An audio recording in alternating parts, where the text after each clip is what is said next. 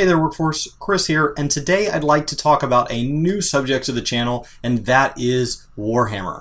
And first and foremost, I'd like to just answer the simple question, what is Warhammer? Now Warhammer is one of the largest games in a category of games called tabletop wargaming. It's put out there by GW, who has been a big player pretty much over the entire life of tabletop wargaming, which really kind of came off the heels of D&D, so it's been around a very long time.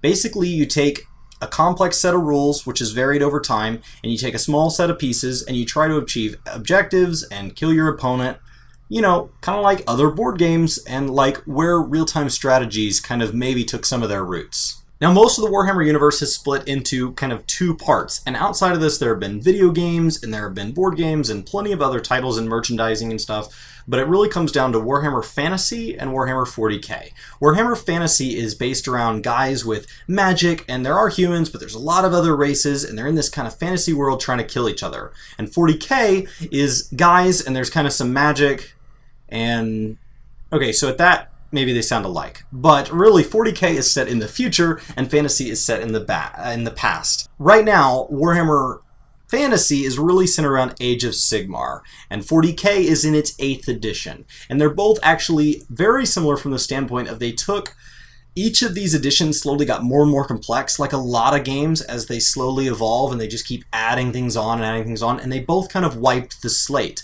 And so the games have gotten very simple, and so that might be why people are starting to hear more about this, is it's just gotten easier to play. And honestly, Warhammer is such an inspiration to just everything we do as gamers. So I think it's definitely something worth picking up.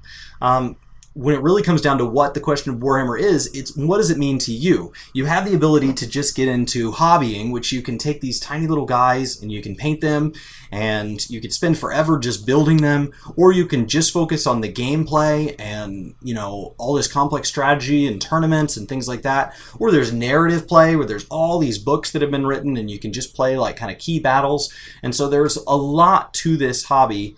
But that is what Warhammer is. And there are plenty of competitors with it. There are plenty of other great gaming companies, plenty of other great tabletop war games that are definitely worth considering. I would just spend your time focusing on the one that you may already know people that play it. That's probably good enough. What's most fun about this as a hobby is playing it with other people, experiencing it with other people, especially people you already know.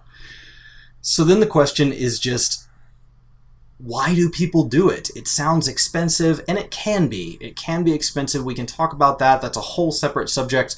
And it really just comes down to it's the same fun as video games. You know, when you think about the cost of like an Xbox controller, you know, just the controller, and then you start to factor in that you own dozens of games and you pay an annual subscription and you have to have a certain quality of internet in your house and you have to have, you know, you want a new TV and you want all this.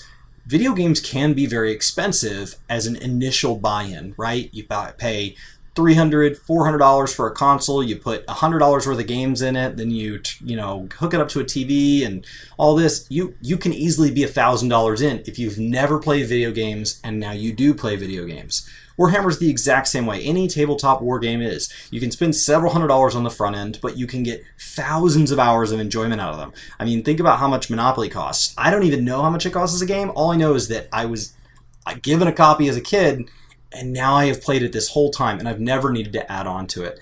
So that is one of the benefits of wargaming, and really this is just a simple introduction. Kind of what is Warhammer? That is really what it is. There's these huge rule books, you know, right here, and they have all these fantastic pictures and stories and just so much cool stuff. It's definitely a hobby that I'd like to get into more on the channel, and I would love y'all's opinion on it. Have you played Warhammer? Have you played games like Warhammer, War Machine, Hordes? You know, maybe you're into some more of the historic battle games, or you're into kind of smaller games. There's things like X-Wing, Infinity, lower model count, and kind of just let me know where you guys are at. This has been Chris with Work to Game, and I'll see you next time. Hey, it's me. I'm in Chris's office. He doesn't know it, but we've got other videos for you to check out right here. And we've got the vlog down there in the corner. Plus, we've got some contact information, and you can totally subscribe to the channel that way as well. So we hope you do. We hope to see you in our next video, but until then, take care.